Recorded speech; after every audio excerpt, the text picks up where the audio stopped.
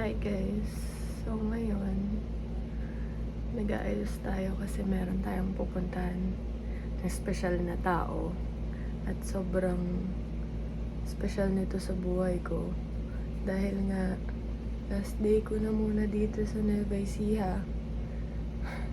Ang paalam ko lang talaga, Saturday, Sunday. Tapos, babalik din ako ng Monday morning. End up, hindi ako nakabalik ng Monday morning sa FNC. So, sorry po, Sir JV, Management, FNC, Mama Carla, Miss Psych, Mama Jer, at sa lahat, kung di ako ganun nakabalik agad.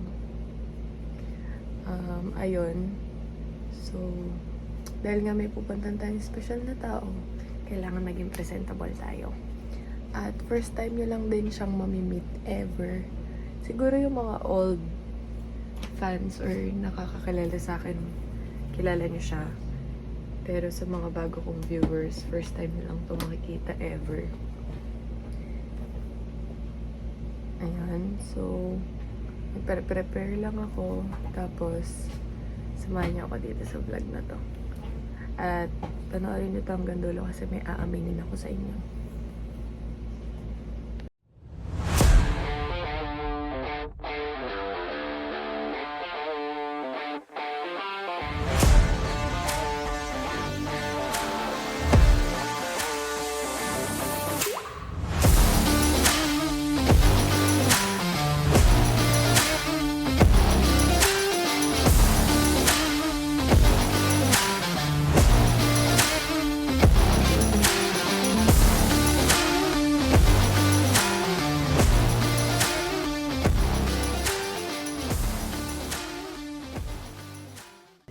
So, ayun na nga, samahan niyo muna ako bumili ng fries and coke kasi yun yung favorite naming duo kapag kumakain kami sa park. So, ayun, hindi ko gano'ng papakita sa inyo kung paano ako pupunta doon kasi magmamotor lang ako. So, ayun guys, may kasama na ako at di kasi nagre-reply to kaya sabi ko ako na lang mag-isa aalis. Pero may kasama na ako ngayon, papunta sa kanya. At ang motor nga kami, dito kami sa may Jollibee dahil na-order kami ng fries at coke.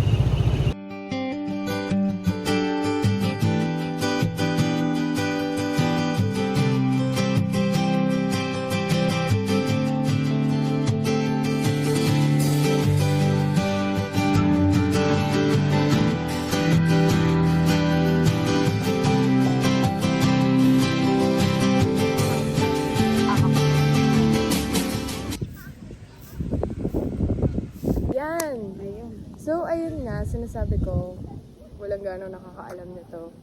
Pero sasabihin na sa inyo, hindi talaga Maikawa yung surname ko. Which is, ang surname ko talaga is Gomez.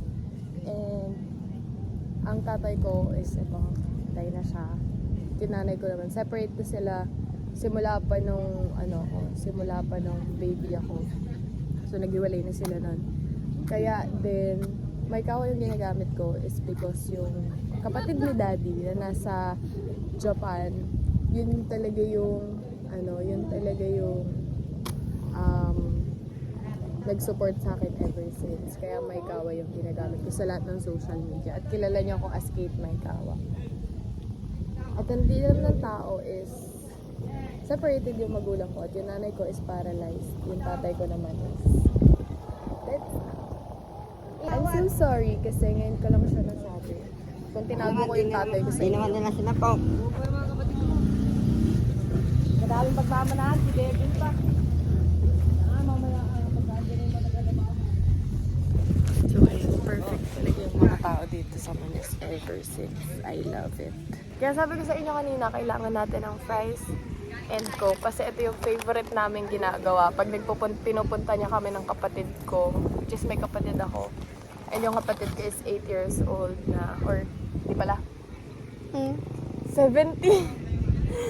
Nung years. bata kayo, 8 years old. 17 years old na pala. Nung pinupuntahan kasi namin yun, 8 years old pa lang siya. Tapos nagpunta kami ng Mindoro. So yung story ko kasi, when I was a kid, dito ako lumaki sa Nueva Ecija. Tapos, gusto nag-aral ako. Lumipat ako ng Mindoro ng grade 6 na ako nun.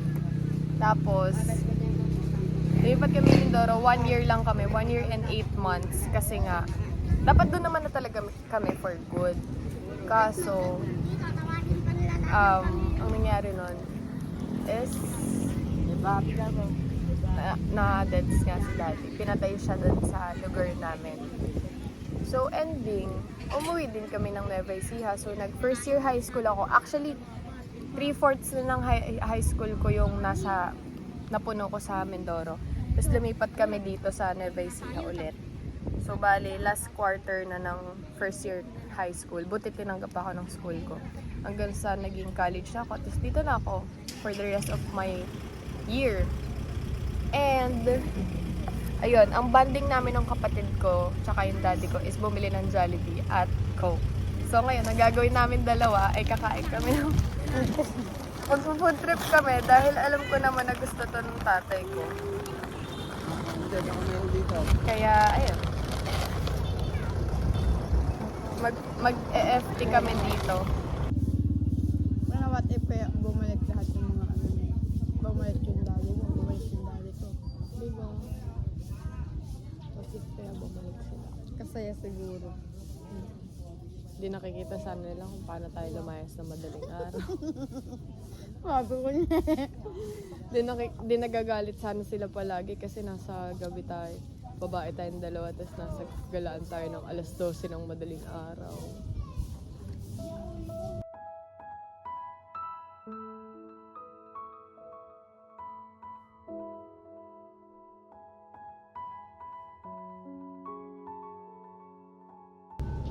Alam mo si daddy walang patok. Wala nga. Wala ba? Walang tattoo si daddy. Alam ko meron. Di din yun nagbibisyo. Hindi rin nainom. Grabe no. Ano nagtatangit sila din? Pero malakas magsugal yung tatay ko. Hindi siya nagiinom, hindi siya nagyosi. Sa kanila kung alam nakita na ano, kinatapon nila yung Joker, di ba? Kinatapon nila. bahay. Oo. Every time kasi nauwi si mami, lagi silang naglalaro magkakapatid. Lang Nagtato tong nila eat. Tita Maria. Oo. Ala lang, parang umuwi lang si mami para ipaubos yung pera niya kay Diba Lamang. nga? Natapon yung Joker na Marami ka, yun lang kasi yung kahinaan ni daddy. Meron siyang sakit sa internal organ niya. Kaya di siya nainom, di siya nag-yosi, hindi rin siya nagbe-vape. Uy, uso na vape nun ha. Ay, uso na ba? Nung umuwi kami doon, 20, Ayo pala uso kasi na vape ano, nun. yung vape pa niya, Yung mapayat na. pinipindot, Oo. yung pinipindot pa. Oo nga pala. Yun yung kauna-unahang kasikatan ng vape. 2013.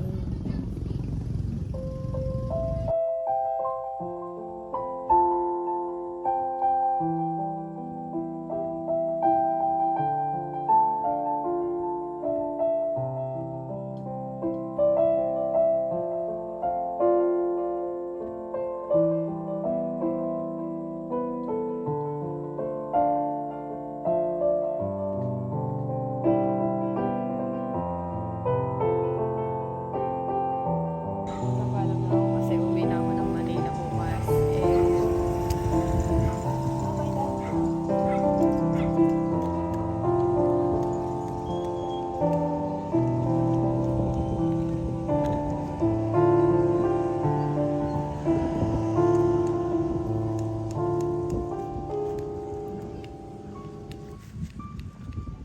Price mo nilalanggam na. Abay.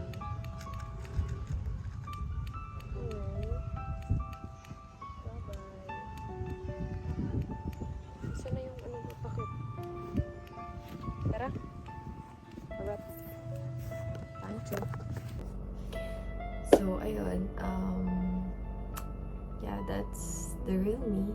And sana na-enjoy niyo yung vlog na to sa pag-amin ko sa inyo kung ano talaga at kung sino talaga yung parents ko.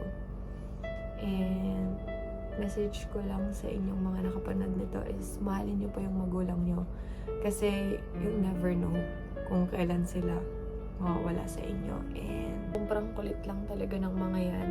And ngayon, na may sarili na akong baby, same goes to my baby. Ako naman yung makulit sa anak ko. Ako naman yung kung ano yung ginagawa nila sa akin. Kaya, ayun, pahalagan niyo yung magulang hanggat nandyan pa kasi you'll never know. Hindi ko pala nakwento sa inyo kasi siguro sa susunod na vlog na yung kung paano nawala yung daddy ko and kung paano sila nag-separate. Hindi ko kasi na-elaborate masyado sa vlog na to kasi gusto ko lang talaga mag-spend time sa kanya ngayon dahil nga paalis na ako ng Manila and yun. So this is me again. Konnichiwa, tashi wa keito mae kawa desu. Bye.